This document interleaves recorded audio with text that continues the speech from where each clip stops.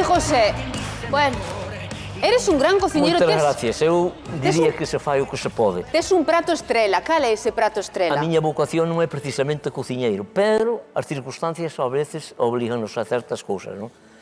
E a miña non, vamos a ver, non é nada que sea do outro jueves, ni nada parecido, pero penso que se me dá bastante ben. Confeccionar, por exemplo, unha lamprea. Como preparas a lamprea? Cal é o segredo dese prato? Pois a lamprea eu diría que o principal está na súa limpieza, na preparala e despois no tempero, no adobo que se lle dá. Pero principalmente a limpieza, porque se a limpieza non for boa, vai che amargar. É verdade. Entón aquilo vai, amigo, olvídate. Porque aquilo ten unha tripa que sale da cabeza hasta abaixo de todo. Eso ten que salir todo para fora inteiro. E non vas descuartizar a lamprea, non? Home, claro, hai que saber facelo. Hai que ir dando uns cortes, non? Trozo a trozo, e despois ir puxando aquilo, pero o principal é en riba, onde a cabeza. Eu a cabeza tiro-lhe logo. Pero cal é a túa modalidade? Porque hai lamprea seca, lamprea no seu propio sangue... Non, a min gústame comprar as vivas e van vivas para o congelador. Sei o que estou a comer, ou o que estamos a comer. Pero despois como a preparas? No seu propio sangue? Sí, claro, levo o propio sangre. Claro. Sí. No. É un dos platos típicos da zona das Rías Baixas do sur, da zona de Arbo, por exemplo. Repito, eu non é... Pero hai que saber... A persona que me deu a receta esa, a min encantoume e, por acaso, asumina bastante ben logo de principio. Pero tes outro plato favorito. Ti dísnos, si pudera comer cocido todos os días, comía, dinos. Cocido al uso galaico. O uso galaico. Pero cocido ou caldo, a que te refires? Cocido ou caldo? Porque é distinto. Como? O cocido coa carne, con todo, ou só o caldiño coas patacas e as verduras? Non, que va, non. É un cocido al uso galaico completo. Mi madriña. Leva uñas, leva sí. carne de vaca, diversas carnes de porco. O sea, é completo. Leva pito ou galiña. Está riquísimo. Pero todos os días, mi madriña. Despois moitos legumbres. Iso queda, vamos. Despois é cocido todo, ten que ser cocido todo na mesma água. Os chourizos son tamén aí picados nesa mesma água e despois é todo cocido niso. Claro, que solta toda a sustancia. A zona leva o cocido de Lalín, pero o bo cocido está na casa de José. Xa, mas eu gostaríame se alguma vez comesen os que comen en Lalín, ao mellor comesen o meu cocido e irían dicir, bueno, facemos bo cocido en toda Galicia. A ver se ahora se nos van a enfadar de calquer lado. Podemos declarar a guerra ao cocido de Lalín. Cada un ten a súa especialidade. Marcial, que te meteste en cada rejo marcial. O cocido está rico en todas partes. Ten unha vantaxe o cocido de José, que é a verdura que lle botas, todo eso te lo tixa na túa horta.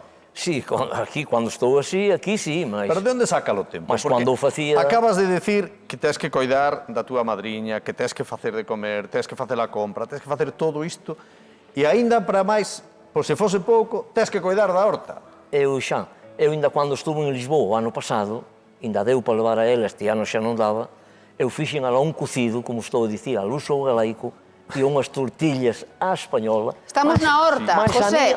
Ora xa estamos achando na horta. A horta, tes necesidade diso ou é para ti como unha válvula de escape? É máis ben para nós e para galiñas, para os animales. E non xe lle botei unha boa rama. Hai que atar ben atada con cordel, colgada nun cordel, porque se lle bota no chan, van a pisar todo. Eu aquí teño que decir algo, porque este ano as leitugas non se che deron moi ben, José. As leitugas este ano non se che deron moi ben. Entonces, para explicar un pouco a filosofía deste programa e como tratamos de que os nosos convidados xa forman parte da nosa familia unha vez que os chamamos por teléfono. José leva moitos días falando coa nosa redactora Nerea, xa fixeron, podemos decir, unha gran amizade. Nerea é unha compañía para José xa, podemos decilo. E José dixo outro día que este ano non se me deron as leitugas. Atención que a nosa compañeira Nerea, co gran corazón que ten, trouxolle da súa hortiña unhas leitugas para José hoxe. É verdade ou non, José? Sí, señor, e eu só lle teño a agradecer porque a cousa non está no valor económico, senón naquilo que representa. É algo simbólico que é de agradecer e de ter en consideración. Non é só porque sea un regalo máis grande ou máis pequeno. Hai que agradecer sobre maneira... Pero, aparte dese detalle, Nerea estáche facendo compañía xa estes días, verdade, José? Sí. Un aplauso para o noso gran equipo de redacción, por favor, público. Sí. Que as leitugas non é que se lle deran mal este ano. É que nin siquiera as plantou. Mercounas hai 8 días e aínda están ali sen plantar. Esa xa é imposible. É porque, señor Marcial, todo ten unha explicación por falta de tempo. Claro. É como hai que facer o máis prioritario. Por esa falta de tempo, hoxe estás aquí agardando que a túa vida cambie, que apareza esa compañeira de vida, non? Pero, ao mesmo tempo, recoñeces que che dá medo. Que estás ante un posible cambio na túa vida que che dá medo. Medo por qué? Bueno, medo relativo, porque nunca sabemos o que vai pasar mañán. Nadie o sabe, non? Xa, pero ese medo a topar esa compañeira que estás buscando ao mesmo tempo, que parece un contrasentido. O único medo que podo ter non me aparecer unha persona que sea compatible cos meus valores que pretendo. Ese pode ser o único medo, se é que se pode chamar medo. Pero creo que medo non hai por que telo. Todo o contrario, que hai que ter esa ilusión, esa esperanza, esa confianza en que a vida cambie para ben, non? É iso que se pretende. Ter alguén con quen falar, quero que decías. Compartir certos... E por eso estar hoxe aquí sentado neste sofá para intentar atopar a esa compañeira que che axude a recuperar a José. Porque, ademais, ti tes aquí poucas amizades, disnos, pero en Portugal deixastes amizades moi importantes, José. Sí. Moitas mesmo, personales. Eu en Portugal, na zona máis concreta de Lisboa, eu tuve amigos en todas as áreas da policía. E tes un moi bo amigo ali, aínda. E teño ali un amigo, iso... Como se chama ese amigo? Carlos.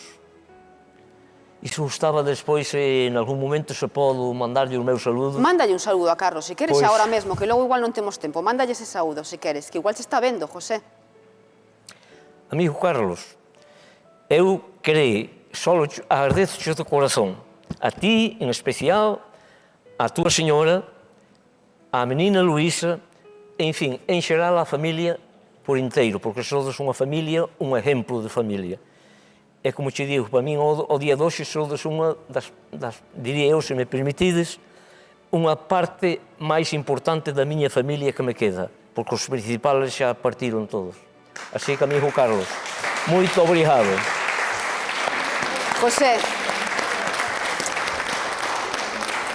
José, gustaríame, esa mensaxe chegou nos a corazón e a Carlos tamén, gustaríame que mirases a esa pantalla que tes aí enfrente e escoites o que alguén se quere decir.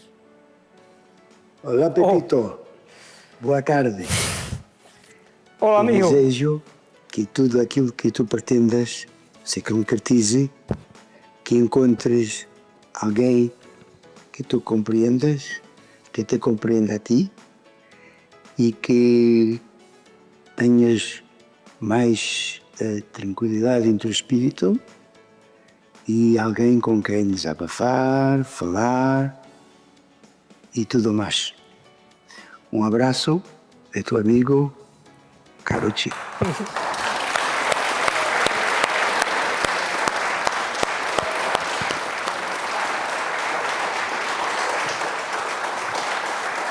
Con isto non contabas, José?